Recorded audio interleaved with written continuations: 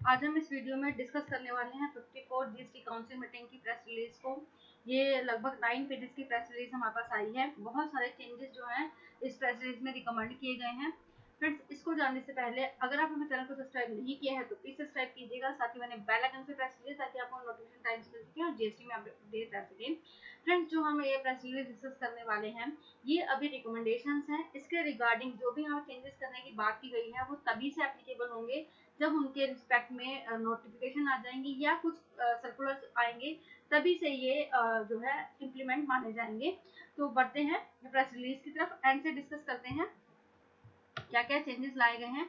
सबसे जो major changes है और जो मोस्ट अवेटेड चेंजेस हैं वो हम डिस्कस करने वाले हैं। यहाँ पर देखिए हमारे फ्रेंड सेक्शन जो है हमारी 53rd जीएसटी काउंसिल मीटिंग में हमारा सेक्शन को इंसर्ट किया गया था। सेक्शन 128A को इंसर्ट किया गया था, जिसमें बात की गई थी अगर आपके पास सेक्शन 73 के नोटिस आए हैं फॉर द फाइनेंशियल ईयर 17-18, 18-19, 19-20, तो आप जो है आपको वेवर दिया जाएगा इंटरेस्ट एंड पेनल्टी का। इसकी पेमेंट करनी थी आपको 31 मार्च तक 2025 में। अभी इम्प्लीमेंट नहीं किया गया था, लेकिन इस प्रेस रिलीज में क्या कहा गया है कि ये आपको जो है नोटिफाई किया जाएगा सेक्शन 128 1 नवंबर 2024 से, और आपको जो पेमेंट करनी है इसकी 31 मार्च 2025 तक पेमेंट कर सकते हैं। अगर आपके पास नोटिस आया है सेक्शन 73 में, तभी आप इसका बेनिफिट ले पाएंगे। सेक्शन 74 में नोटिस आया तो इसका बेनिफिट आपको नहीं मिलेगा। इंटरेस्ट और पेनल्टी तभी माफ की जाएगी जब आपके पास नोटिस आया सेक्शन 73 में। ये बहुत इंपॉर्टेंट चेंज है हमारा।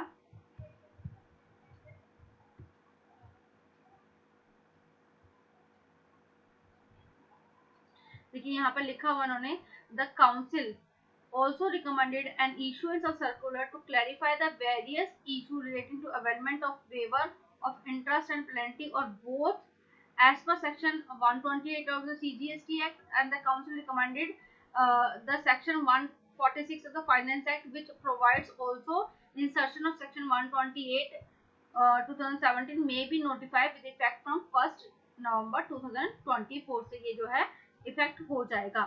यहाँ पर जो यहाँ पे बात की गई है, providing for the procedure of condition environment of benefit of waiver of interest and penalty of both relating of tax demand under section 73 of the CGST Act pertaining to the financial year 17-18, 18-19, 19-20 as per section 128 of CGST Act.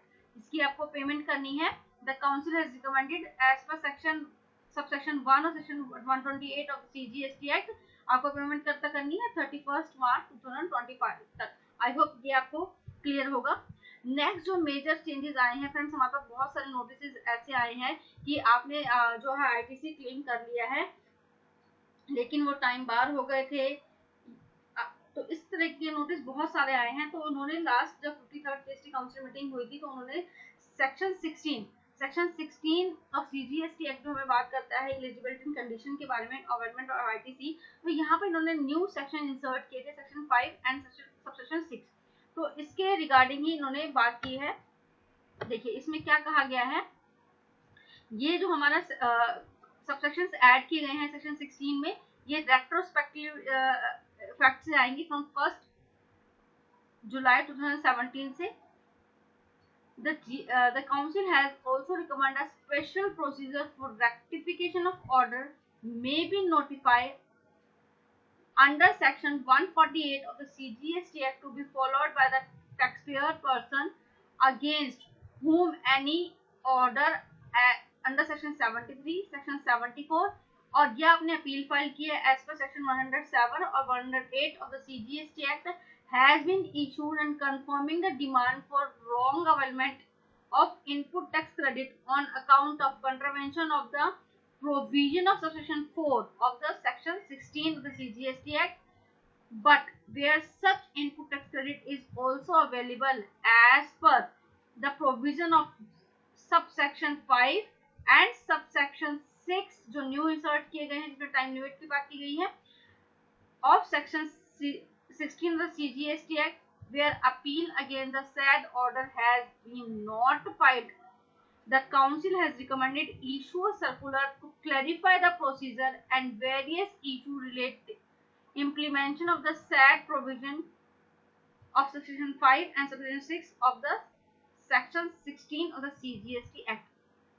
इसके लिए जो है हमारा circular आएगा, उसी के according ही आपको आप जो है आगे फर्दर रिप्लाई करने हैं या अपील में की जो हमारे पास 17-18 के नोटिस आए थे जिसमें बात की गई थी कि आपने आईटीसी जो है रॉन्गली अवेल कर लिया है और जिसके बहुत सारे जो है टैक्स पेयर्स ने अपील भी की है या उन्होंने अभी आगे कोई नोटिस आए हैं जिनको आगे उनको फर्दर प्रोसीड करना है, तो वो सर्कुलर का वेट कर सकते हैं, उसके बाद ही जो उनको आगे रिप्लाई करें। बहुत ही इंपॉर्टेंट जो है चेंजेस लाया गया है।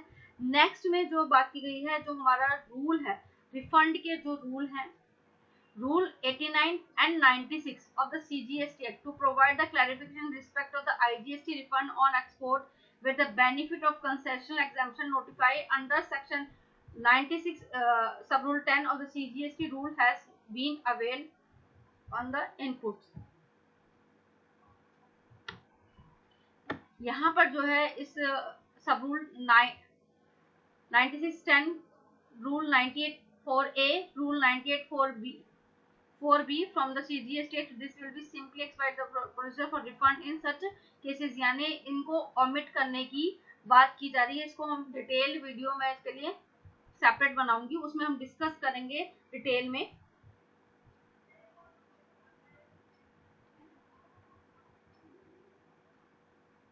यहाँ पर बात की गई issuance of clarification through the circular to remove the ambiguity and the legal dispute of the certain issue। यहाँ पर भी इसके रिगार्डिंग भी जो है हमारे पास सर्कुलर आएंगे। यहाँ पर clarification of place of supply of advertisement services provided by the Indian advertisement companies to the foreign entities, clarification regarding availability of input tax credit of demo vehicles by the dealers of the vehicle manufacturing, इसके ऊपर भी circular आएगा। clarifications required है। The clarification on place of supply of data hosting services provided by the service provider located in India to cloud computing services provided outside India। तो इन तीनों ही scenarios में हमारे पास जो है सर्कुलर आएगा। 54 जीएसटी काउंसिल मीटिंग के बाद बहुत सारे सर्कुलर नोटिफिकेशंस आने वाले हैं। अब फ्रेंड्स हमारा ई इनवॉइस का कंसेप्ट है। वी ऑल नो कि हमें B2B ट्रांजैक्शन के लिए जो है ई इनवॉइसिंग करनी होती है। अब यहाँ पर इस काउंसिल में बात की गई है B2C ई इनवॉइसिंग के लिए। ये मैंडेटरी नहीं रहेगी, वॉलंटरी बेसिस रहेगी। अगर आप चाहें तो ई इनवॉइस जो है जनरेट कर सकते हैं। देखिए यहाँ पे लिखा है the GST council recommend rule out for B2C e-invoicing following the successful implementation of e-invoice in the B2B sector। क्योंकि वो हमारा जो e-invoicing का जो प्रोसीजर है बहुत ही सक्सेसफुल चल रहा है B2B सेक्टर्स में, अब इसको B2C में भी लाने की बात की जा रही है। It would also provide an opportunity to retail customer to verify to reporting the invoice in the GST return।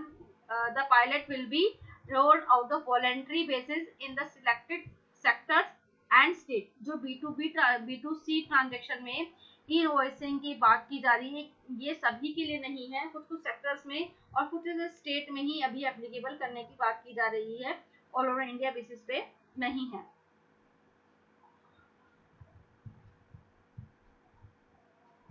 अभी हमारा जो आया था IMS और न्यू लेजर्स हमारे जीएसटी पोर्टल पर ऑलरेडी एक्टिव हो चुके हैं, उसके रिगार्डिंग जो है हमें रिपोर्टिंग करनी है। देखिए यहाँ पर जो है हमारा रिवर्स सर्च मैकेनिज्म लेजर लाया था, आईटीसी रिक्लेम लेजर है एंड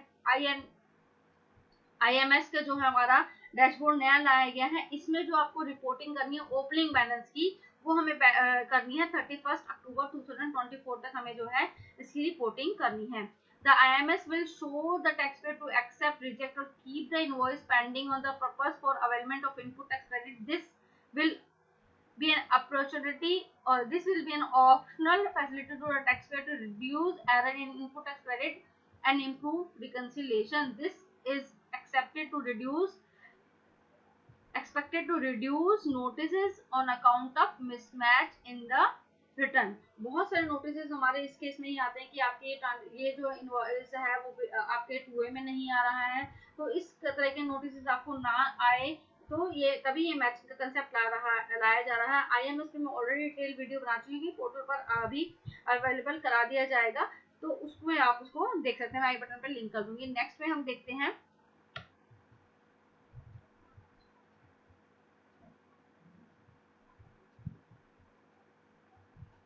अब जो मोस्ट इम्पोर्टेंट लाया जा रहा है यहाँ पर, import of services by branch offices को एग्जाम्प्ट किया जा रहा है। Import of services by the establishment of foreign airlines companies from related person और any of its establishment outside India when without consideration the council also recommend to regularize the past period as is various basis, यानी जैसा पहले था वैसा ही है। अब इस services को जो है एग्जाम की कैटेगरी में रखा जाएगा।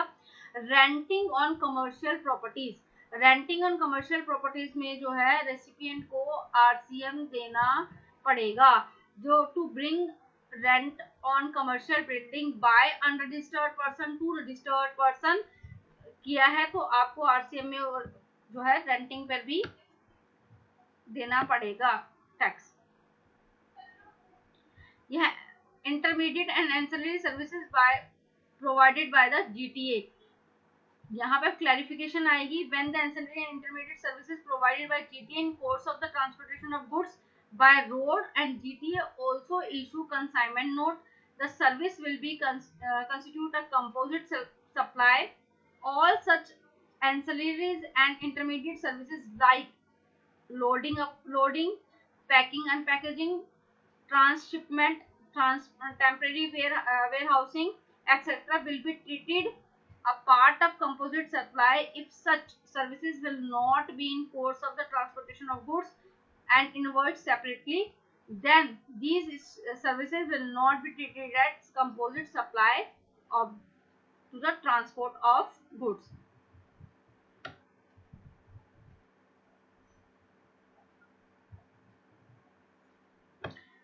नेक्स्ट जो हमारा मेजर चेंजेस है, एग्जाम्प्ट की जा रही है जो भी सर्विसेज हम लेते हैं, such as application file for providing electricity connection, rental charges against electricity bill, testing fees for meter, transformer capacity, labor charges from customer for shifting meter, services line charges for duplicate bills which are incidental,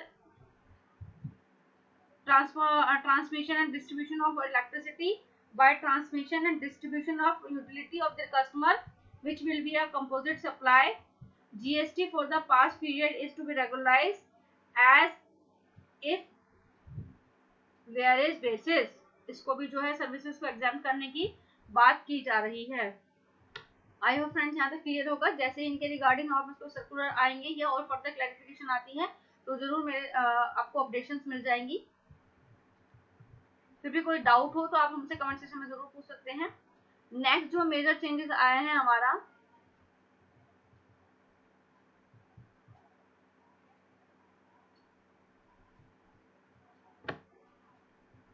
metal scrap, metal scrap को भी जो है RCM की category में रखा जाएगा। Metal scrap RCM to be introduced on supply of metal scrap by unregistered person to registered person, provided that the supplier shall take the registration and when it crosses the threshold limit for the recipient who is liable to pay the RCM shall pay tax even if supplier is under threshold। और इस पर TDS भी liabilities आ जाएंगी और TDS on of 2% will be applicable of metal scrap by registered person in B2B supply। Next है हमारा car and motor seat. To clarify the car seats are classifiable under 9401 and attract 18% GST। इससे भी जो है हमारी clarification आएंगी, circular आएगा इसके regarding. GST on car seat classifiable under 9401 to be increased from 18 to 28%। यहाँ पर जो है रेट को इंक्रीज करेंगे। The uniform rate of 28% will be applicable prospectively for the car seat of motor car in order to bring with seat for motorcycle which already attract GST on 28%। इसके regarding जो है हमारे पास clarification आएगा।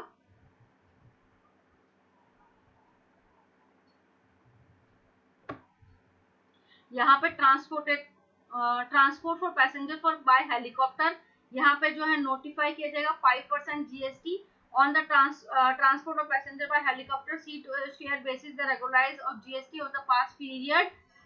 यहाँ इसके regarding भी जो है क्लैरिफिकेशंस आएंगी। To also clarify the charter of helicopter will be continue at rate of 18%।